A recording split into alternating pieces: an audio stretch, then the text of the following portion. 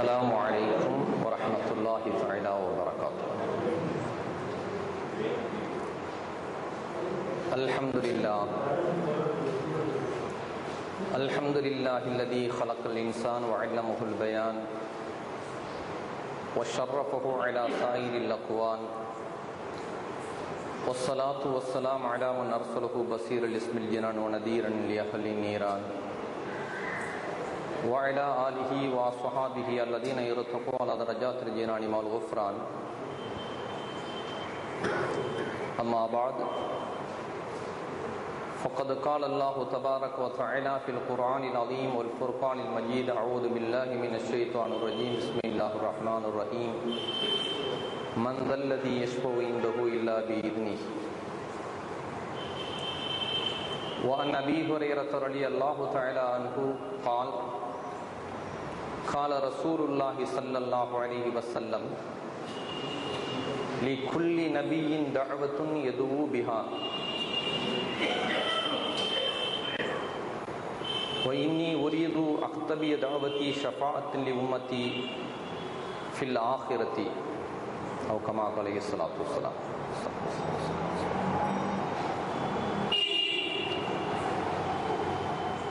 விண்ணையும்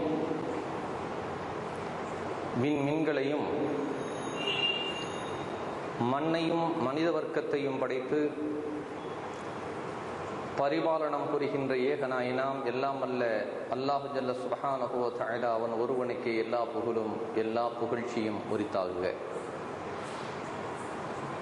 அல்லாஹுவின் கருணையும் சாந்தியும் அகிலத்திற்கோர் அருள்கடையாய் அவதரித்த அண்ணல் நபிகள் நாயகம் ரசூலுல்லாஹி ஸல்லல்லாஹு அலைஹி வஸல்லம் அவர்கள் மீதும், அவர்கள் தம் கிளையார்கள், தோழர்கள், நல்லடியார்கள், மோமினத்தான ஆண் பெண்கள், இவ்விழாவின் நாயகர்களாக திகழக்கூடிய முவ்வொழி நாதாக்கள் மற்றும் நம் அனைவர் மீதும் இறையோனின் கருணையும் சாந்தியும் சமாதானமும் என்றென்றும் நின்றவட்டமாக. ஆமீன்.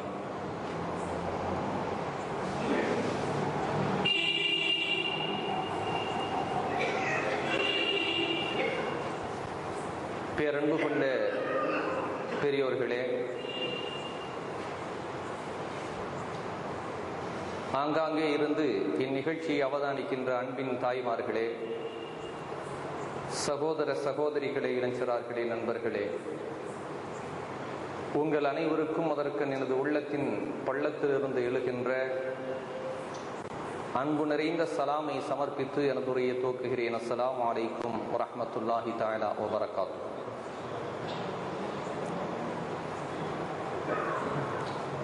அல்லாஹுவின் நல்லடியார்களே, எல்லாம் வல்ல அல்லாஹு ஜல்ல சுப்ஹானஹு வ தஆலா மனித சமுதாயத்தை மாண்பாரும் சமுதாயமாக படைத்து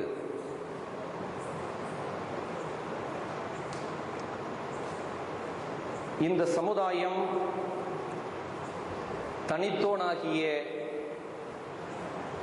ஏக இறையோனாகிய அல்லாஹுவை கொண்டு எந்த அளவிற்கு விசுவாசம் கொள்கின்றது,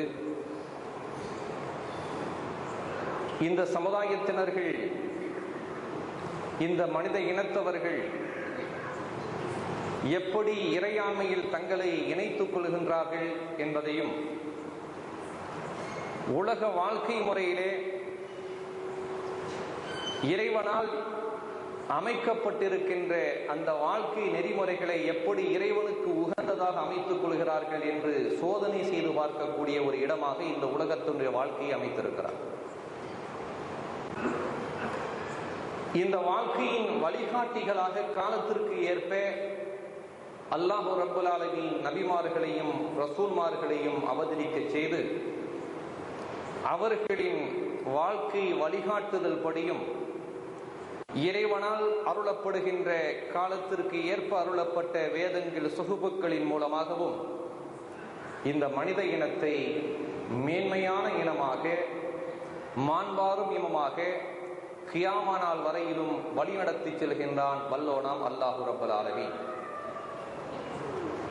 அப்படி இந்த மனித இனம் இறைவனை விசுவாசம் கொண்டு இறைவனால் இந்த உலகத்திற்கு அனுப்பப்பட்ட நபிமார்களை, ரசூல்மார்களை விசுவாசம் கொண்டு, வேதத்தை விசுவாசம் கொண்டு, இப்படி ஈமான் கொள்ள வேண்டிய தன்மைகளை எல்லாம் இதயத்தில் ஏற்றி இந்த உலகத்தினுடைய வாழ்க்கையை அமைத்து வாழுகின்ற காலகட்டத்தில் மூமின்களுடைய சிந்தனையில் இந்த உலகத்தினுடைய வாழ்க்கையோடு மாத்திரம் நம்முடைய வாழ்க்கை முற்றுப்பெறுவதல்ல,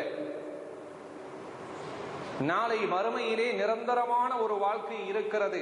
அது நன்மையின் அடிப்படையில் சுவன வாழ்க்கை அல்லது தீமையின் அடிப்படையில் நரக வாழ்க்கை. இப்படி இவை அனைத்தையும் ஒருங்கிணைந்து சீர்தூக்கி பார்த்து வாழ வேண்டிய ஒரு பொறுப்பு இந்த உம்மத்தவர்களுக்கு இருக்கிறது. அப்படி நாம் பார்க்கின்ற போது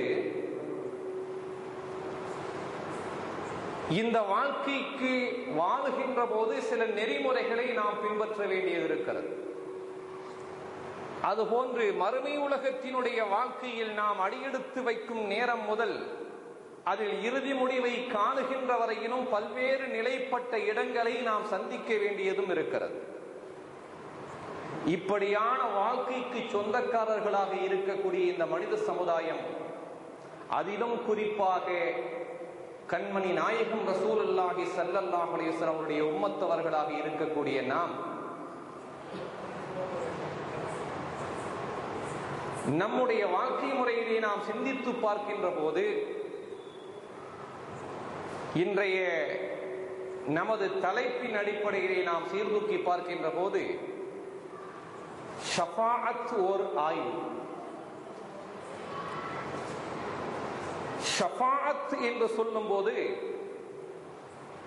எல்லோருக்கும் தெரியும், பரிந்துரை, சிபாரிசு என்று பொருள்படும். இந்த ஷஃபாஅத் என்று சொல்லக்கூடிய இந்த நிலை இந்த உலகத்தில் ஷஃபாஅத்தை குறித்து என்ன நிலைப்பாடு? இந்த உலகத்தை அழித்தொழிக்கப்பட்டு நாளை கியாமத்து நாளிலே இந்த ஷஃபாஅத்தினுடைய நிலை என்ன? இந்த இரண்டு நிலைகளையும் சீர்தூக்கி பார்க்க வேண்டிய கடமையும் பொறுப்பும் நமக்கு இருக்கிறது. காரணம், இந்த ஷஃபாஅத்தினுடைய விஷயத்திலே மூமின்கள் என்று சொல்லிக் கொள்பவர்களுக்கு மத்தியிலே பல்வேறு விதமான பிரச்சனைகள் இருக்கின்றன.